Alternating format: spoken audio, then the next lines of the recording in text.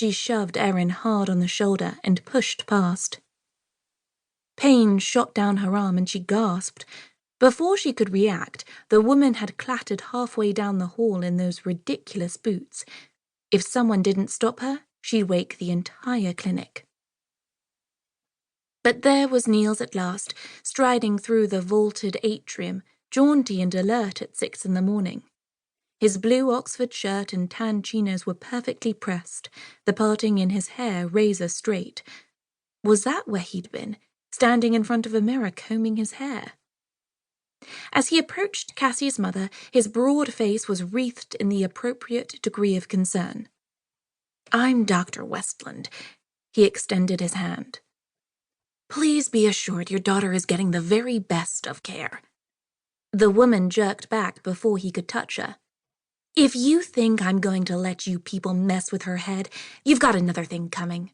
I want to see her." "Let's wait until she's awake, shall we?" Niels flicked a piece of lint from the sleeve of his white coat. "If it were up to me, Mrs. Gray, I'd let you have a quick peek in her room just to ease your mind. But I don't make the rules." "I have a right to see her. I'm her mother." Her face was deathly pale in the muted light. "I'm sorry." He shook his head. "Why don't you go home now and get some rest? We'll call you as soon as we know more." With a determined look, she pushed past Niels and continued down the hall, shouting her daughter's name. But she didn't get far before a security guard emerged from the shadows and blocked her path. For a moment, she seemed poised to lunge at the guard's throat, but stopped short and whirled to face them. "All right, I'll go. You can call off your thugs." That mouth, that sneer. Erin's heart missed a beat. Only after the woman was escorted to the door and through the front gate could she breathe normally. Cassie. She hurried to the girl's room. Still asleep, her wan face framed by the sad tufts of hair.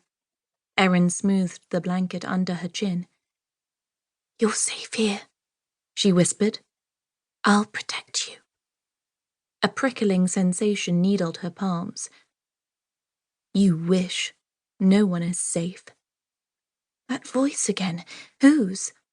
She covered her ears to smother the sound. Cassie was safe.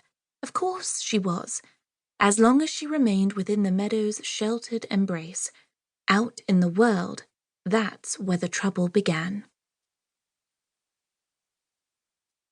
Curled in the window seat in her office upstairs, Erin studied the snowy grounds, silent under an oyster-colored sky. It was quiet enough to hear a clock ticking, but there were no clocks here, nothing to show the passage of time.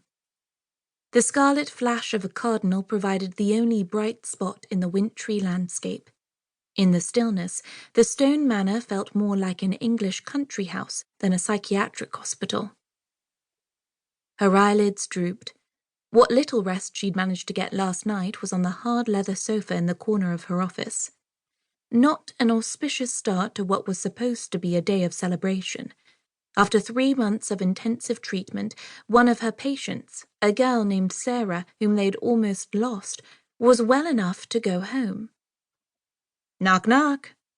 Niels stood in the doorway, waving an envelope like a flag. "This came yesterday.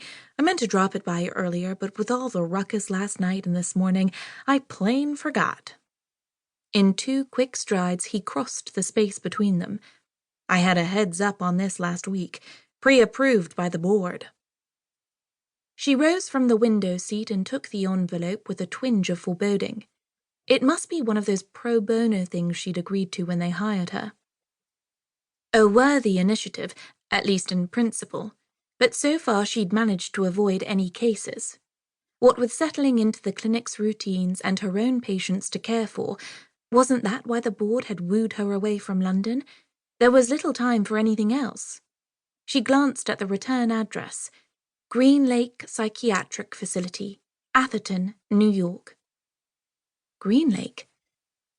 The name rang a bell, but it wasn't always called that. Atherton State Asylum for the Criminally Insane, that's what it was.